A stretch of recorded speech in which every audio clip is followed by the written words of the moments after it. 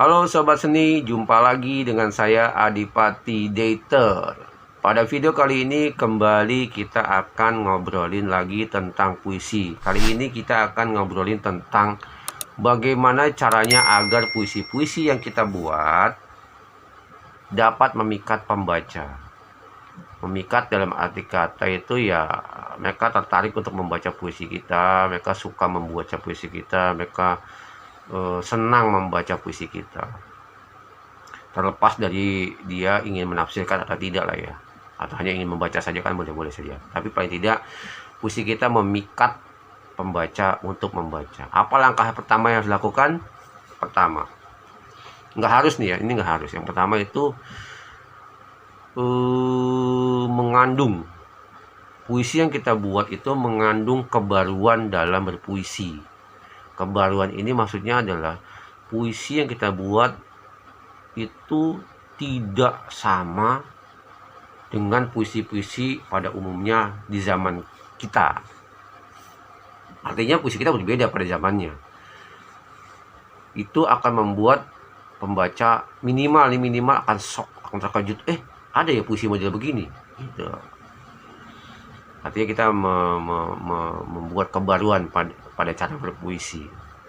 Misalnya kebaruan pada tipografi. Jadi tipografi kita buat itu belum pernah ada di zaman kita. Kita buat tipografi yang pertama kali dibuat.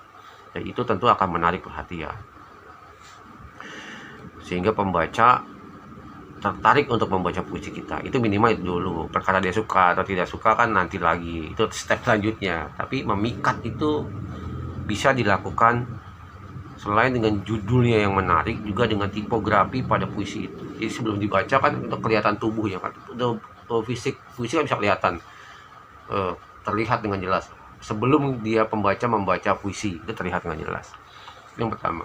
Yang kedua, maksudnya dari yang mengandung kebaruan itu, hal tersebut yang bisa kita lakukan, yaitu selain tipografi dan judul juga diksi yang segar.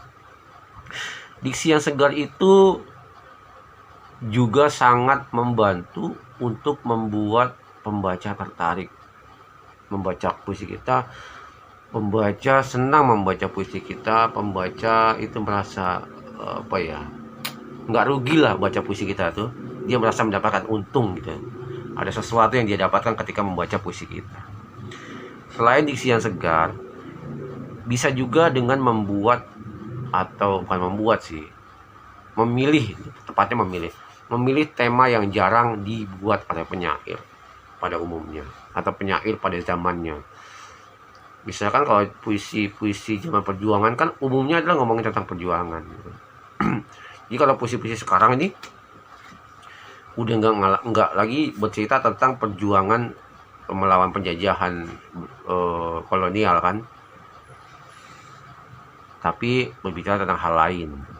Nah itu kita kalau bisa membuat puisi yang temanya jarang disampaikan atau dipilih oleh penyair-penyair pada umumnya, pada masanya, seperti itu, sehingga puisi kita akan berbeda dari yang lainnya.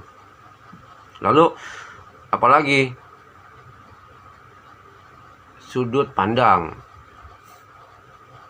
kita juga bisa membuat bisa memikat pembaca dengan membuat sudut pandang yang berbeda, yang nggak umum gitu. Misalnya kita orang kalau misalnya nih, kebanyakan orang kan ngomongin korupsi itu dari sisi di luar daripada koruptornya, maksudnya orang yang melihat orang yang hartanya dikorupsi gitu kan gitu. Lalu kita membuat puisi yang dari sudut pandang koruptornya gitu. Koruptornya ngomongin korupsi gitu kan. Itu kan jarang sekali ada puisi yang bikin seperti itu. Jadi saya sih malah belum ketemu ada puisi yang menceritakan tentang korupsi dari sisi koruptornya seperti itu. Itu kan jadi mengandung suatu kebaruan seperti itu. Itu bisa memikat pembaca puisi. Lalu yang kedua apa? Setelah yang pertama mengandung kebaruan dalam berpuisi, yang kedua, kalau kita tidak bisa melakukan kebaruan dalam puisi, kita bisa mengulang mengulang yang sudah ada. Artinya ya kita nggak memikirkan saya ingin membuat puisi yang berbeda, enggak, tapi ya udah kita menggunakan perangkat puisi yang ada, kita menggunakan gaya puisi yang ada, kita menggunakan sesuatu yang sudah dihasilkan oleh penyair-penyair kita sebelumnya, kita pakai dengan maksimal. Dengan cara yang berbeda. Misalnya nih,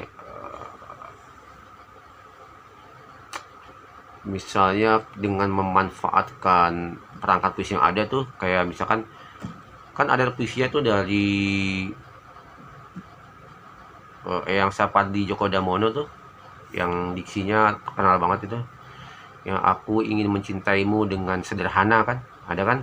Iya, itu yang dibuat oleh Sapardi Djoko Damono. Tapi teman-teman coba deh baca puisinya Saud Sitomorang. Dia menggunakan diksi aku ingin mencintaimu dengan membabi buta, ya kan?